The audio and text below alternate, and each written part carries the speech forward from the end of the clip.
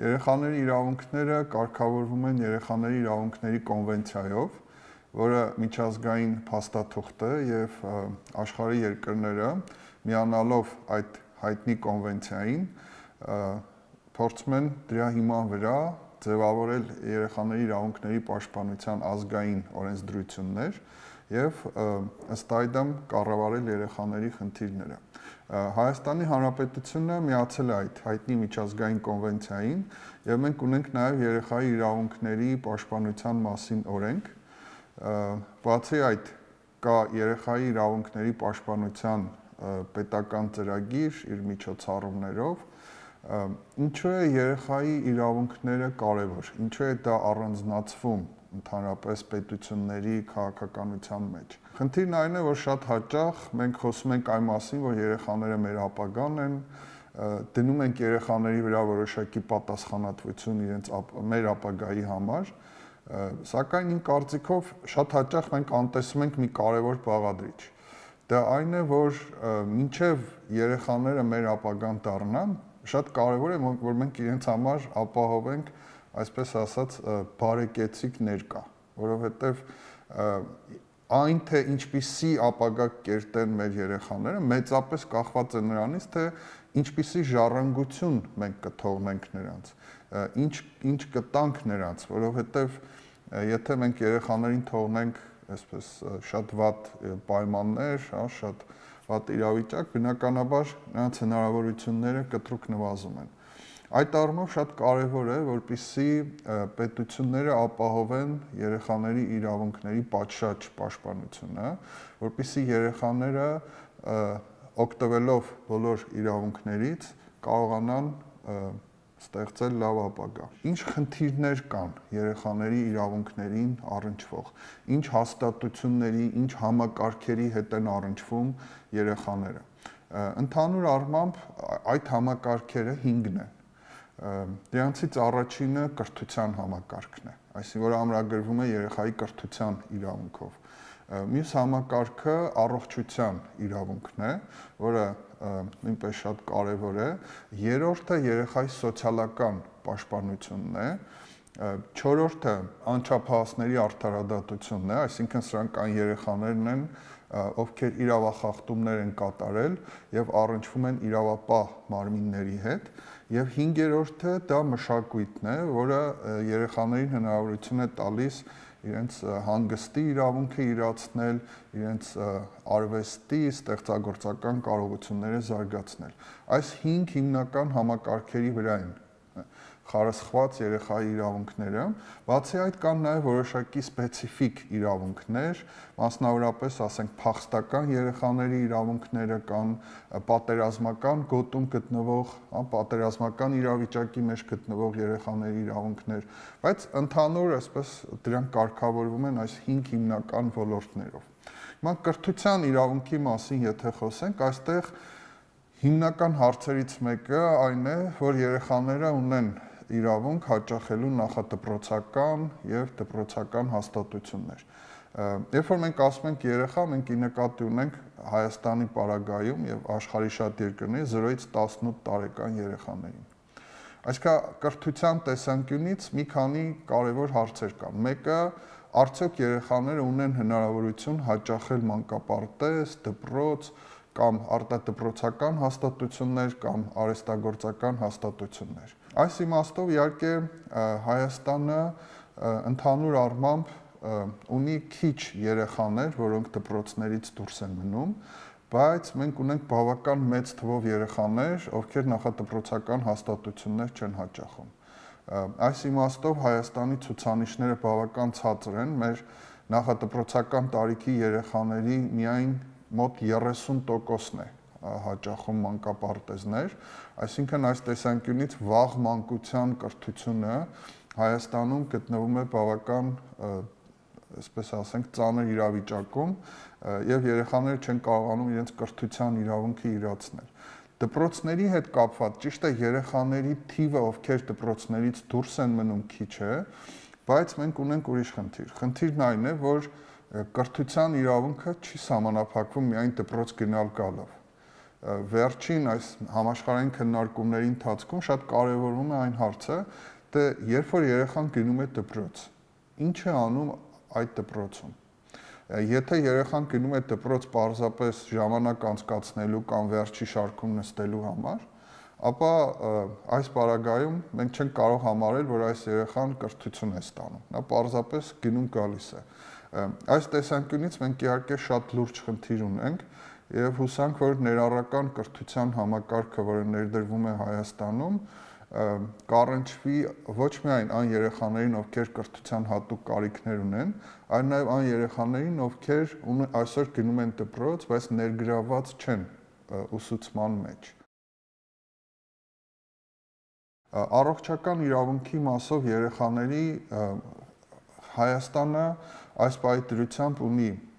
օրենք, որը հնարավորություն է տալիս 0-ից 7 տարեկան երեխաներին օգտվել անվճար բույս սպասարկումից։ Իհարկե, սա բավական լավ է, բայց տարբեր զեկույցներ, այդ թվում նաև մարդու իրավունքների պաշտպանի զեկույցը, ամրագրում են, որ շատ դեպքեր են լինում, երբ որ ծնողները տեղյակ չեն այդ իրավունքից, երբ որ ծնողները ստիպված են լինում որոշակի վճարումներ կատարել, այդ թվում նաև դեղեր ձեռք բերելու եւ այլն եւ այլն։ Առողջապահության ոլորտին առնչվող խնդիրներից մեկը կապված է պտղի սեռով պայմանավորված հղիության ընդհատումների հետ, որտեղ Հայաստանի ցուցանիշները վերջին բավական մտահոգիչ էին, այսինքն մենք ունենք 114 տղային 100 աղջիկ ցուցանիշ, մինչդեռ միջազգային չափանիշով դա պետք է լինի 100-106-ի համամասնությամբ։ Բավական մեծ ընդգրկուն ոլորտ է երեխաների իրավունքների սոցիալական պաշտպանության ոլորտը եւ այստեղ մենք շատ խնդիրներ ունենք, մեր օրենսդրությունը դա սահմանում է այսպես կյանքի դժվարին իրավիճակներում հայտնված երեխաների իրավունքների պաշտպանություն։ Այսինքն սրանք կան երեխաներն են, որոնց ընտանիքներում կան խնդիրներ, օրինակ ոչ լիարժեք ընտանիքներ են, կա ընտանեկան բռնության խնդիր, մյուսը երեխայի, ասենք, վատթարագույն պայմաններում աշխատանքի խնդիր, սեռական բռնության եւ այլն եւ այլն։ Այս ամբողջ համալիրն է, որը մենք Հայաստանում կոչում ենք կյանքի դժվարին իրավիճակներում հայտնված երեխաներ։ Այս ոլորտում իհարկե Հայաստանը վերջին տարիներին ճիշտ է բավական օրենսդրական նորմատիվային քայլեր է կատարել, իրականացվում են նաև մոնիտորինգային ցուցանիշներ, որը հնարավորություն է տալիս վերահսկել։ Ամենամեծ բարեփոխումը դա ինտեգրված սոցիալական ծառայությունների համակարգն է, որը հնարավորություն է տալիս, որպեսզի սոցիալական աշխատողները մոտենան այդ երեխաներին կյանքի դժվարին իրավիճակներում, այն պարզ պատճառով, որ Հայաստանում ուղղորդումների համակարգը լավ չի աշխատում, այսինքն երբ որ տեսնում ենք խնդիրներով երեխաներ, այդ երեխայի ինֆորմացիոն տեղեկությունը շատ հաճախ չի հասնում դեպի համապատասխան հաստատություններ, կամ այլ կերպ ասած ուշ է հասնում, երբ որ արդեն միջամտությունը արդյունավետ չի կարող լինել։ Նոր այս ինտեգրված սոցիալական ծառայությունների բարեփոխումը հնարավորություն է տալիս, որպեսզի սոցիալական աշխատողները իրենք գնան դեպի համայնքներ եւ համագործակցելով համայնքում գործող այլ հաստատությունների հետ, բժիշկներ, ուսուցիչներ, տեղական ինքնակառավարման մարմիններում մենք ունենք հոգաբարձության եւ խնամակալության հանձնաժողովներ, այս օղակների հետ համագործակցելով կարողանալ աջակցել կյանքի դժվարին իրավիճակներում հայտնված երեխաներին։ Մյուս խնդիրը, որ այս սոցիալական ոլորտում կա երեխաների իրավունքների պաշտպանության, դա հաստատություններում գտնվող երեխաներն են, այսինքն գիշերօթիկ հաստատություններ, մանկատներ, եւ այստեղ Հայաստանը որդեգրել է այս հաստատությունների բեռնաթափման խնդիրը եւ փորձ է արվում այս երեխաներին կենսաբանական ընտանիքի առկայության պարագայում ուղղորդել դեպի կենսաբանական ընտանիքներ, վերադարձնել, դրանց բացակայության պայմաններում իրականացնել որդեգրում, կամ հոգաբարձություն եւ խնամակալություն, այսինքն երեխային հանձնել հոգաբարձության կամ խնամակալության, կամ մյուս ձևը հանձնել խնամատար ընտանիքի, այսինքն այս մի քանի ձևերը կա երեխաներին ընտանիքներ վերադարձնելու։ Իհարկե սա շատ կարևոր տեղաշարժ է, բայց ցավոք սրտի Հայաստանը բավական դանդաղում է եւ ընդհանուր առմամբ դեռևս մեծ թվով երեխաներ շարունակում են ապրել հաստատություններում, որտեղ մասնավորապես ասենք խնամատար ընտանիքների այս համակարգը դեռևս Հայաստանում արդյունավետ չի աշխատում։ Մյուս ոլորտը արդարադատության ոլորտն է, որի հետ առնչվում են երեխաները։ Այս ոլորտում արդեն մենք ունենք ավելի փոքրաթիվ երեխաներ, դրանք իրավախախտում կատարած երեխաներն են։ Հայաստանը չունի անչափահասների համար առանձնացված արդարադատության համակարգ։ Աշխարհի շատ երկրներ, այդ թվում Վրաստանը օրինակ, արդեն ներդրել են անչափահասների արդարադատության առանձին համակարգ։ Դրա իմաստը այն է, որ իրավախախտ երեխաները առնչվում են միայն այն քննչական մարմինների,